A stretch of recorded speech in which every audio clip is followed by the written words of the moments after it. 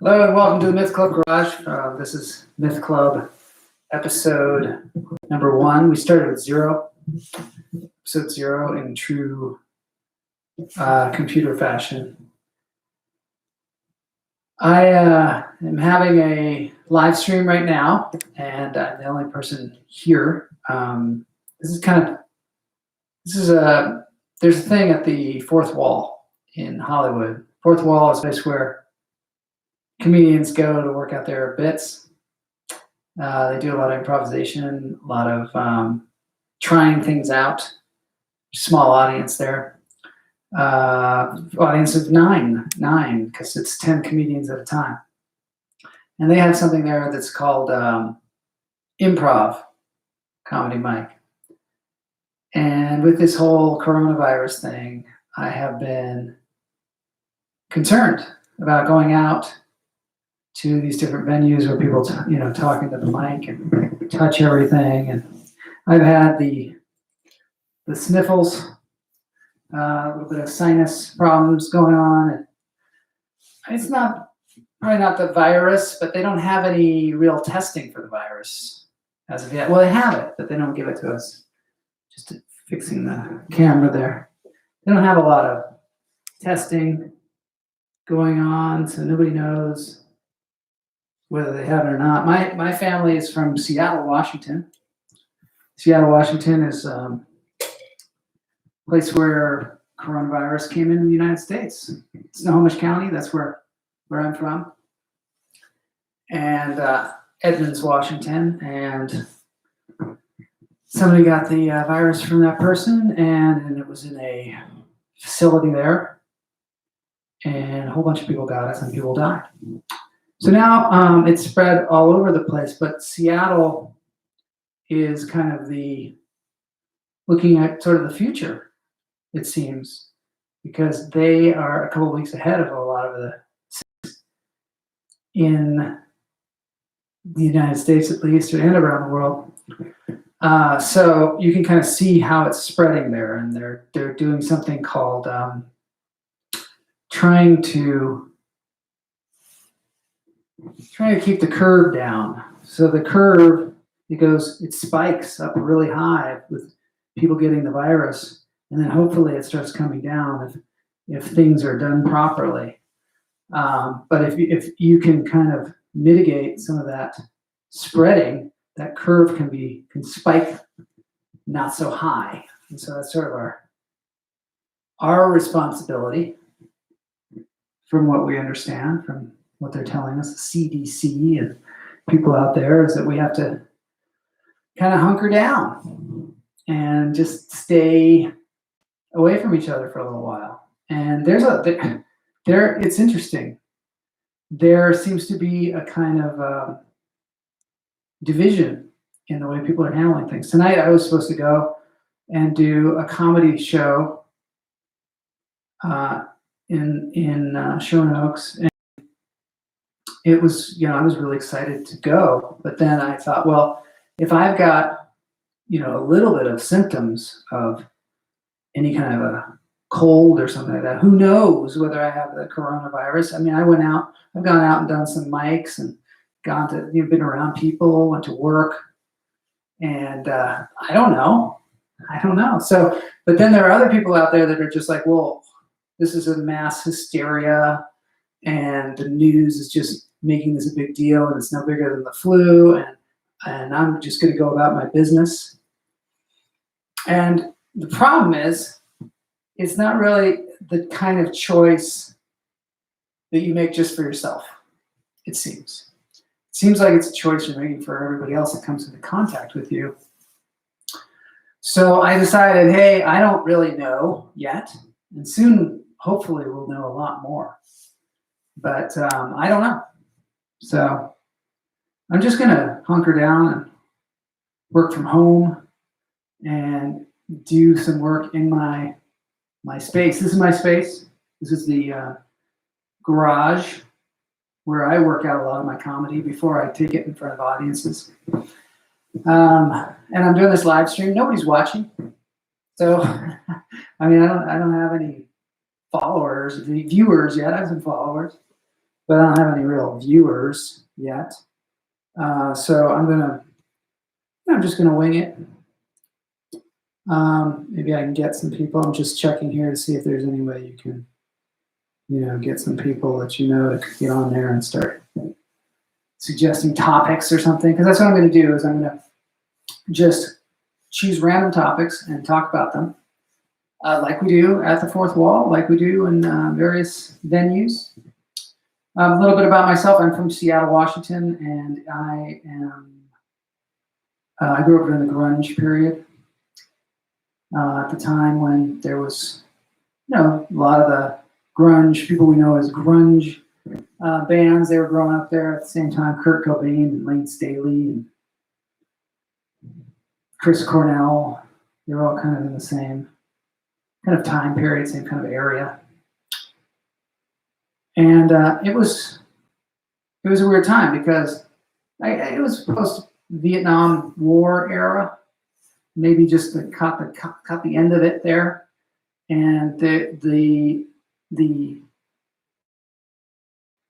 climate there was a lot maybe something like it is now, except we were shipping a lot of kids overseas and getting them in the jungles, and a lot of people were dying. People you knew were dying, and you could see, for once, this war was televised, so you could see things happening on TV. I remember being a little kid and then talking about guerrilla warfare, and as a kid, you think that there are gorillas out there fighting guys, maybe fighting humans, and you don't know. You have no perspective. You've never been anywhere, so you think maybe these gorillas are fighting like right outside your house. We just kind of thought that's what was happening. And we also, we had Bigfoot where I grew up. My friend has a fine song that he wrote about Bigfoot. It goes, Bigfoot is my best friend Bigfoot. Bigfoot is my best friend. I'll have him play it for you. His name's Jeff Lohman. It's a beautiful song. But at the time, Bigfoot was not necessarily our best friend. We thought Bigfoot was coming to get us. They had a picture of him. I'm sure you've seen it. The photograph of Bigfoot was like this.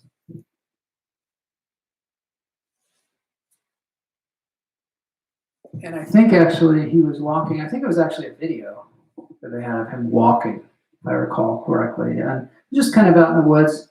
And it was a big, human with a lot of fur, human-looking creature with a lot of fur, and he was walking by this log.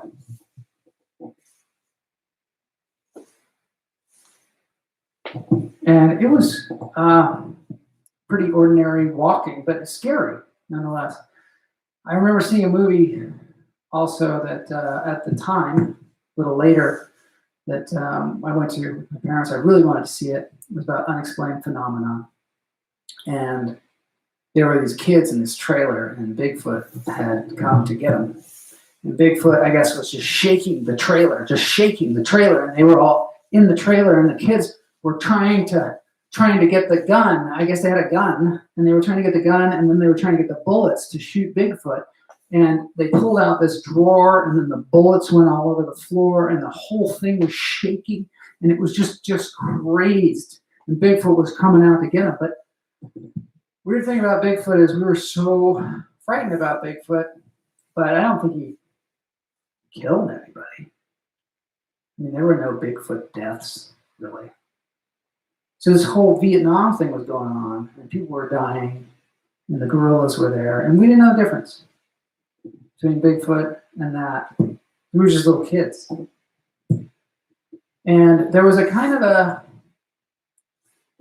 we were in Seattle. Seattle was a place, at the time, it was like Nowheresville. It was Nowheresville. When my parents and I moved there were signs that said, last person to leave Seattle, please turn out the lights. Because Seattle was, I guess it probably was, it was really established because of the gold rush.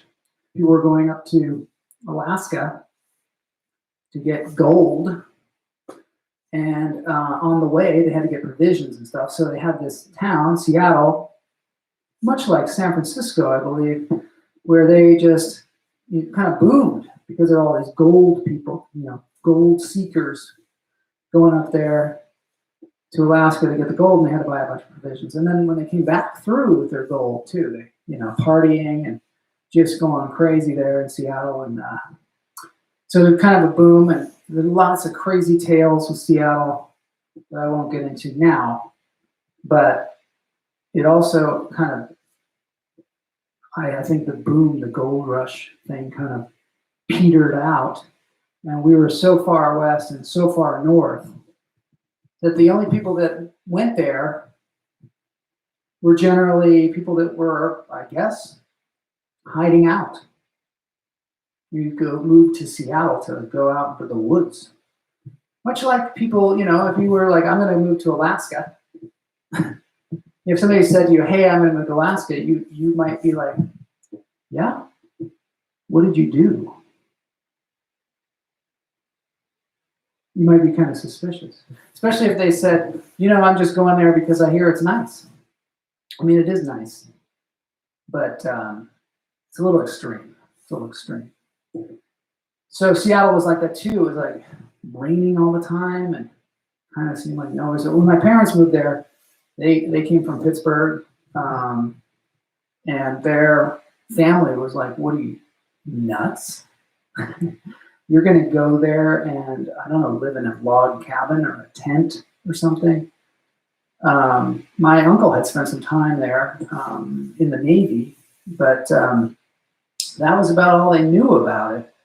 And in their mind, it was kind of just a place where people go to live in the woods. So my parents and I and my brother, we got in this VW bus, and we drove out to Seattle from Syracuse, New York. I was just a tiny, tiny little kid. And so when we pulled in, those signs probably scared the hell out of my parents. My dad he had a job teaching at the University of Washington there, so that was why they went. My mom, I don't know. I don't think she'd ever been there before. And she had 2 kids, and it was the 60s, So kind of the end of the 60s. Well, I guess it was the beginning of the 70s, is what I'm saying. And so we got there, and then they see the signs. Last person to leave Seattle, please turn out the lights. Because at the time, Boeing was about the only business in town, and they weren't doing so well. Maybe similar to now. I don't know what had happened. Maybe they had, I don't know, something was going on where Boeing wasn't doing that great. I guess it probably just goes up and down, up and down. So we moved into town. I can imagine the fight that my parents must have had, because my mom must have been kind of pissed, because here they are moving into Seattle, like, what have you done? Why are we going here? And, she probably had a lot of pressure from her parents. So we moved there, and it was an interesting place, because people kind of had a chip on their shoulder, because nobody cared about people from Seattle at that time, nor did they know where it was. When I would meet people outside of, when I finally did kind of travel back to the East Coast to see my relatives and things, people would ask me, where we're living, and I would say Seattle, and they just had kind of a blank look on their face, like, never heard of it. And I'd say, well, it's in Washington State. And they're like, Washington? Washington? Do you know the president? And I, of course, did not know what they were talking. They were talking about Washington, D.C. So they only Washington. And then they'd be like, the light would go on. They go, oh, Oregon territories. And so that's what they thought of it. It was Oregon territories. And you're in trouble when somebody says Oregon. And if you're from the Pacific Northwest and somebody says Oregon, you know that they have, they're not from there. That's a good tip-off. There's also a town called Spokane, Washington, which is on the East Coast. And people say Spokane because it's spelled that way. And there's just tricky city names there to just kind of trip people up. And it's sort of passive aggressive, I think.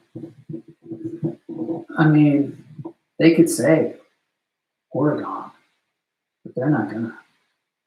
I mean, I guess that's not passive aggressive. That's just trying to kind of say you're. You know. Sometimes it pisses me off. I go to Starbucks and I order something and they ask me my name and I say Joel. They look at me strangely, like they don't know how to spell it or they never heard that name before. And I spell it Joel, and they say, "Oh, Joel." And it kind of pisses me off for a second. And you know, first of all, I'm like, it's my name, and I know how to spell my name, and I know how to pronounce my name, and it's my name. So if I wanted to spell it Sade and say my name is Joel, you'd have to go with it. I mean, you might not know it, but once I tell you how to pronounce it, you can't tell me it's wrong. Remember Sade, great singer. Everyone, you look at it, says Sade, but we learn. Or, there's lots of people out there like that too. I just can't think of any right now, but there's lots of people with names that are just, well, I mean, there's Rafe Fiennes, and, it's obviously Ralph Fiennes, Ralph Fiennes, I don't know. But, we're like, hey, you want to say Rafe Fiennes, and that's what we're going to say. Okay? And we don't even think about it now. We just say Rafe Fiennes. Or there's people with weird ass names like remember when Tom Cruise came out? We're like, Tom Cruise, that's not a name. Or Johnny Depp. Well, we say it, we don't even think of it. But at the time, we're like, that's not a name. Come on. But we have the right to say our name is whatever we want it to be. And that's because this is America. This is America. But you know what? Not only in America where you have to say people's names right and not give them a hard time and say, no, your name is Joel. So I'm going to take some topics now from the chat room, because there is no chat room. I could, I don't know, try and get somebody to do it. Somebody go on, but I don't even know what the URL is. Let me take a look here. Oh, I'm going to try and send this to somebody. Yep, we're going to try and get somebody. We're going to get somebody in this chat room, I'll tell you. I'm on live. I'm live streaming. Live streaming. I'm just sending this out. Maybe, I sent it to 3 people. Maybe they'll come on. Maybe I'll see them here. And I'll say, see you in the chat room. In the chat. See if anybody pops up. But in the interim, I'm going to just start doing some random. I'm on this website. It's called conversationstarters.com. This is a little advertisement for conversationstarters.com. And I'm just going to take a topic off of there that's just random topics. What are some of the things you should not say during a job interview? These days, job interviews are done in a completely different way. Apparently, what they do now is you don't even come into the office for the first interview. You have to do it on a video, and what they do is they give you questions, and then you just answer them live on a video, and then they will take that video and they'll pass it around to people, and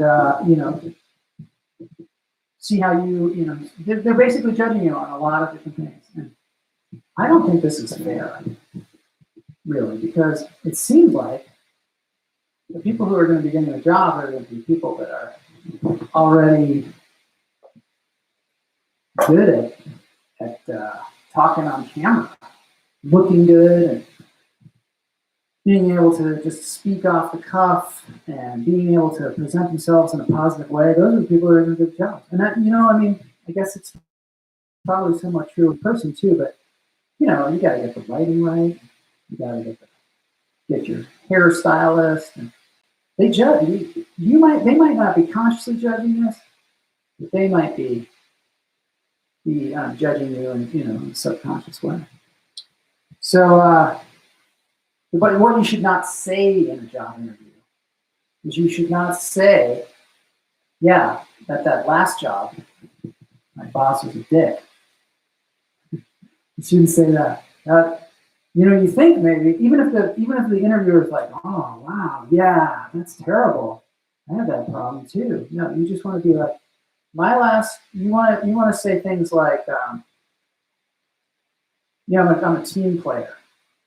I'm a team player, and I wonder if there's a book out there that's just saying never say I'm a team player, because it's a tip off that you are a selfish person. Because I don't know. What's another thing? Never say. Never say. Oh, when they ask you like, why is there a big gap in your resume? Never say because, oh, that's when I went out and did a bunch of stand-up comedy. Never say that. Never say, hey, I'm live streaming on YouTube. Never say that in a job interview. Okay, let's move to the next topic. What are your favorite TV shows? My favorite TV show right now, if I were to just say it, it's the Love is Blind. I mean, what was that about? Love is Blind. That was a funny show because, I mean, they did kind of prove that love is blind because they did people that just fell in love in those pods. So if you don't know this show, this is a show where there are all these people that want to get married, essentially, and they are. But they separate the men from the women, and then they have them get in these pods, but they get in there by themselves. But there's like a glass panel, and there's somebody in the pod next to it, and they can talk across the pod, but they never see each other. They don't see any part. They can't even see a silhouette. They just hear the person talking. And this year was the first year, so they got a bunch of really hot people. I think they kind of started, they're like, we're going to start, it's going to be kind of easy first. We're going to get some really hot people, and we're going to try and pick some people that are, that really want to get married. And so they made it a little easier than I think as they go along, they're going to put some really ugly people in there. They're going to put some real problematic people. And I mean, the biggest problems this year, first of all, there were some people that they just kind of didn't explain, like what happened to them. What's happened is there's a certain period of time, and then you have to propose to the person to kind of get to the next level. You have to propose to somebody. You can't propose to more than one, obviously. You propose to that one person, and then you get to move to it's not a honeymoon. It's sort of a test period in a resort in Mexico where you just have a lot of fun. And that seemed like, I hope I'm not spoiling this for anybody. You should go and watch it. It's on Netflix. It's probably the most popular show if you haven't watched it at this point. And we were kind of quarantining, so we just watched the hell out of that thing. And but anyway, there were some people that I guess they just didn't get proposed to, or they didn't propose to somebody else, and they just sort of randomly be there talking, giving advice to the other people. And what you saw was that people really they fall in love fast. There were some people that really fell in love fast, and they but they really fell out of love fast too. And the physical element turned out to be a pretty important part of the whole thing, because there were people that fell in love and they were just wildly in love until they saw the person. And I'm telling you, there were no people that were hard on the eyes at all. There was something else going on there. That chemistry, I guess. When you think about it, love might be blind, but there's a lot of physical chemistry that occurs, and I don't know whether that's sense of smell, hearing, sight, touch. There's so many other elements than just the people talking. Probably for long term, maybe it's good, but they're always presenting themselves in this ridiculous way. Like they're so laid back. I don't know. This is crazy though. There were some crazies. There was one woman that I don't think she would be happy ever. She fell in love with a blonde lady, can't think of her name, Jessica, I think. She fell in love with this guy, Barnett. And Barnett was just like a frat guy. He was just a total frat guy. He didn't really know what he wanted. He was hot like the rest of them, pretty ripped dude, and kind of a fun, loving kind of guy. Turned out to be kind of cool after a while, but in the beginning he was giving off this sort of macho thing that you would never, he was clearly not ready to settle down, at least in the beginning of this thing. So why you would be attracted to that if you're looking for like a long-term mate, I have no idea. And what they must have never talked about any practical things when they were in there, because when they got out, everything was like a shock to them.